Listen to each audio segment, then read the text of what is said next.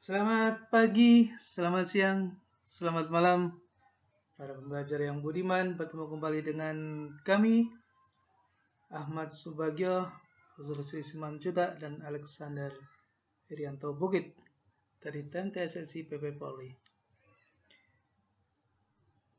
Berharap semuanya dalam keadaan sehat walafiat. Kita lanjutkan materi kita tentang risk management pada pertemuan yang ke-13 dengan topik Bank for International Settlement atau sering kita sebut dengan BIS.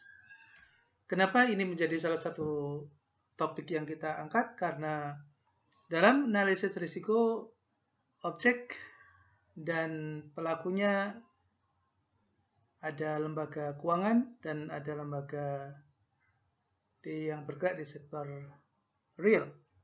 Ini sangat terikat dengan lembaga keuangan sehingga perlu kita angkat dan kita sedikit jelaskan untuk mendapatkan wawasan bagaimana BIS berpengaruh terhadap implementasi risk management. Para belajar yang budiman, kita coba lihat pengertian tentang Bank for International Settlement ini. Bank for International Settlement atau sering disebut dengan BIS, sering disebut dengan bank sentral untuk bank sentral. Jadi ini menjadi rujukan bagi bank sentral di seluruh dunia. Karena menyediakan layanan perbankan kepada lembaga seperti Bank Sentral Eropa dan Federal Reserve. Layanan ini termasuk melakukan transaksi emas dan mata uang serta membuat pinjaman jangka pendek yang dijaminkan. Kantor pusatnya ada di Basel, Swiss, ya di kota Basel, Swiss. BIS ini juga mendorong kerjasama antar bank sentral dan otoritas keuangan. Komite Basel untuk pengawasan perbankan atau sering disebut dengan BCBS, Basel Committee for Banking Supervision, adalah merupakan bagian dari BIS sebagai sebuah forum internasional terkait dengan regulasi keuangan. BCBS ini bertanggung jawab atas kesepakatan Basel atau Basel Accord. Ya, Basel Accord yang merekomendasikan persyaratan modal dan peraturan perbankan lainnya yang diterapkan secara luas oleh pemerintah nasional di seluruh dunia. BIS ini juga melakukan riset penelitian tentang isu-isu ekonomi. Salah satu rekomendasi BCBS adalah mengenai penerapan manajemen risiko. Nah, disinilah yang akan kita sedikit bahas mengenai apa yang diberikan oleh BCBS sebagai acuan bagi sistem, bagi perbankan, bagi industri perbankan.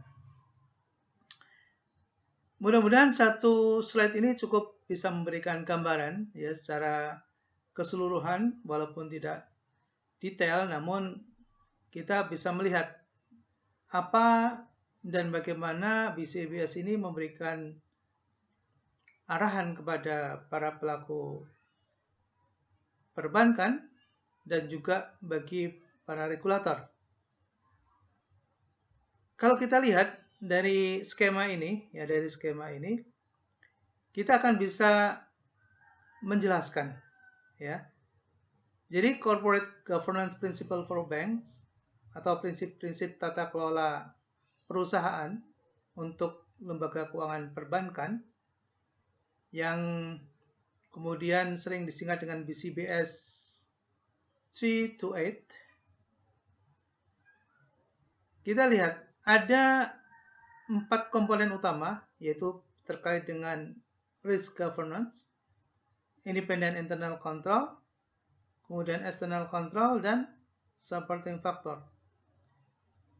Sebagai sebuah lembaga keuangan yang memiliki kewajiban untuk melindungi dana milik nasabah dan juga untuk memastikan bahwa bisnis berjalan dengan baik, on the track, dan berkesinambungan, tumbuh dan berkesinambungan, maka harus didukung dengan adanya tata kelola yang baik.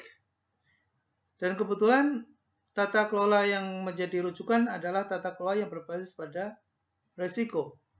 Bagaimana tata kelola yang berbasis pada risiko ini? Kalau kita lihat, yang pertama adalah Board of Role Responsibilities. Bahwa tanggung jawab ya keseluruhan dari sistem lembaga keuangan yang dikelola di perbankan adalah berada di pundak board, ya. Dewan apa? Ada dua dewan, ya. Ada Board of Commissioner dan ada Board of Director. Nah, tanggung jawab yang ada di pundak para komisaris dan para dewan direksi ini menjadi salah satu concern yang diatur tentang kapasitasnya, tentang tanggung jawabnya, tentang kewenangannya, yang kemudian terlihat di dalam struktur organisasi dan cara rekrutmennya. Kita bisa melihat dari aktualisasi unsur yang pertama ini adalah ketika calon komisaris atau calon direktur ingin memegang tumpuk pimpinan dan tanggung jawab, maka harus dilakukan fit and proper oleh otoritas jasa keuangan kalau di Indonesia. Kalau di tempat lain, mungkin di negara lain, harus melalui fit and proper dari otoritas moneter, dari bank sentral. Ya, karena di situ harus bisa dipastikan mengenai kemampuan dan tanggung jawab yang akan dipikulnya. Ini sementara belum dijalankan di lembaga keuangan lain, terutama di luar otoritas jasa keuangan, misalnya di koperasi. Untuk menjadi seorang manajer koperasi, belum ada kegiatan fit and proper yang dilakukan oleh regulator untuk memastikan bahwa calon pengelola ini memiliki kompetensi, kemampuan, dan tentunya terlepas dari interest konflik, independen, dan memiliki rekam jejak yang baik. Saya kira ini bisa menjadi bahan acuan bagi Kementerian Koperasi untuk memastikan bahwa seluruh pengelola lembaga keuangan yang berada di bawah regulasinya, yaitu koperasi simpan pinjam beserta dengan turunannya, adalah memiliki kompetensi, memiliki responsibility, dan tentunya tidak ada dalam blacklist lembaga keuangan yang lain. Oke, yang kedua, board qualification and composition. Kualifikasi dan komposisi dalam struktur juga menjadi concern. Untuk jumlah-jumlah tertentu, misalnya terkait dengan memastikan di Board of Commissioner atau Dewan Komisaris bisa menjalankan fungsinya secara independen dan profesional, maka harus dibantu oleh adanya komite-komite.